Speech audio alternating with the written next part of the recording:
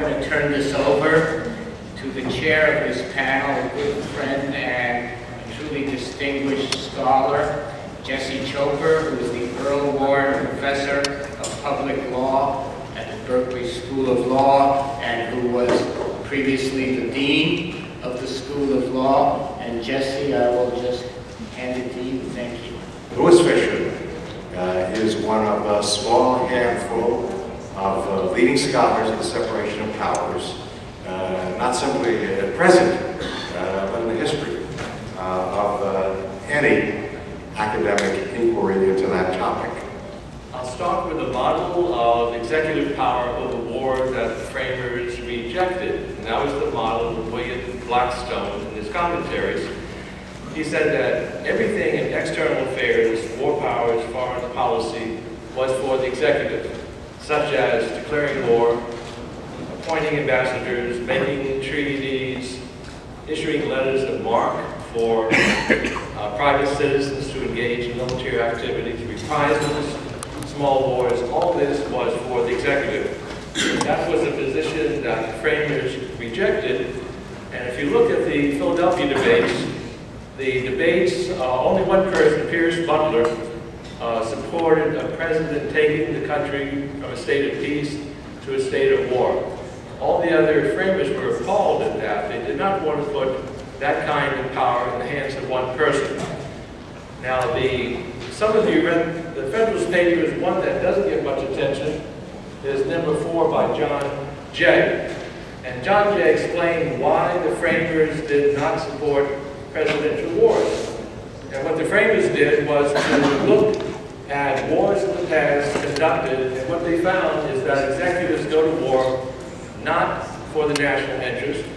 They go to war for the basis of fame, for fortune, for ambition, for family reasons, any reason at all. But the wars themselves were calamitous, and they led to huge losses of life and treasure. So that's why the framers wrote the Constitution the way they did. And you will not find any of Blackstone's prerogatives in the President in Article 2. They're either all in Article 1 under Congress, or they are shared by the President and the Senate on treaty making and appointments. If you look at the early decisions by the Supreme Court starting in 1800, everyone understood that the only branch capable of taking the country to war was Congress. That was fully understood in Congress, in the executive branch, and in the courts. So in 1800 and 1801, we had the first 2 Supreme Court decisions on war, having to do with the quasi-war against France from 1798 to 1800. The court looked solely at Congress for the source of authority. John Marshall said that expressly. There's only one branch you look for in terms of war power authority, that is Congress. And the issue there was whether Congress had to declare war, or whether Congress could also authorize war as it did against France. And the Supreme Court said Congress constitutionally could do either one. No one looked to the president for any independent presidential power.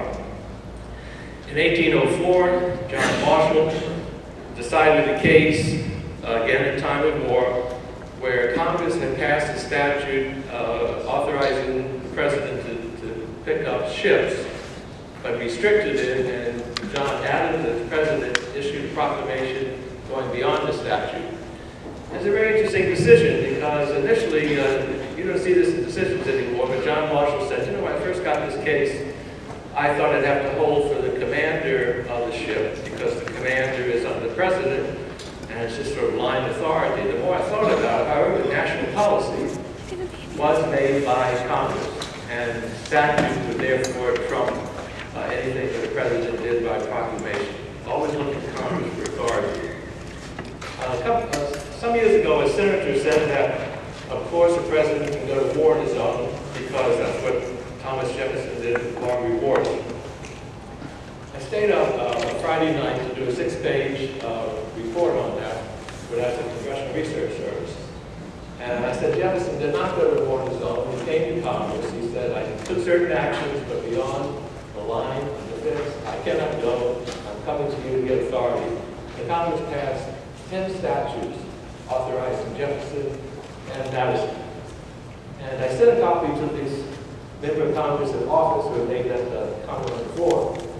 They called me over. First they said they wanted all the original documents I used. So I said, that's a good idea, let them look at this.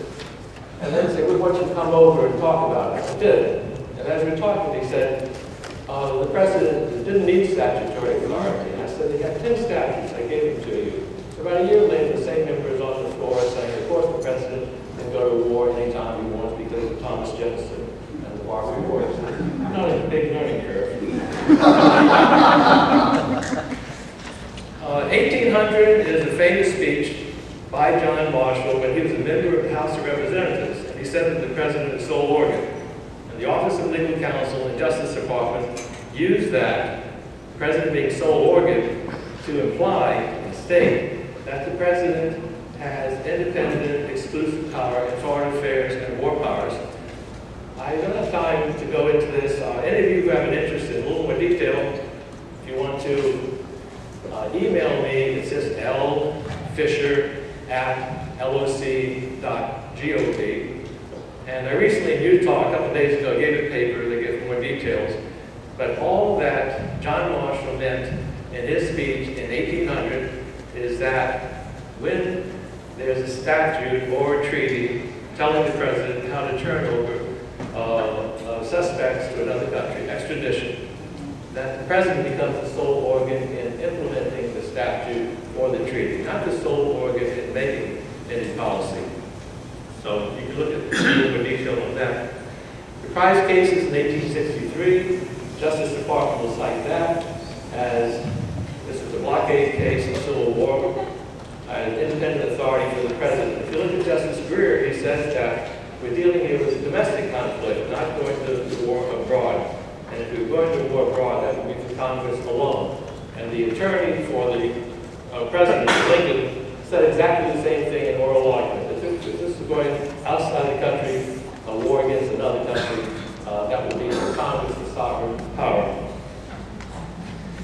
In the talk I gave a few days ago in Utah, I talked about the court being involved in war power cases. Many people think today that the courts have no jurisdiction and no competence.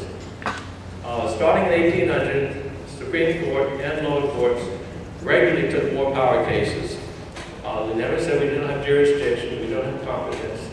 That was certainly true up to the Steel Seizure case of 1952 with Truman and the Korean War. And it is true that in the Vietnam years, federal courts ducked war power cases initially from 1966 to 1970, then started to see that they do have a role in this. So if you look at the whole history of the United States, the courts have a legitimate constitutional role in deciding matters of war and the use of force. Doesn't mean that they micromanage, but they have a legitimate role. I want to end, I'm sorry I don't have any PowerPoints, I'm sure you missed that.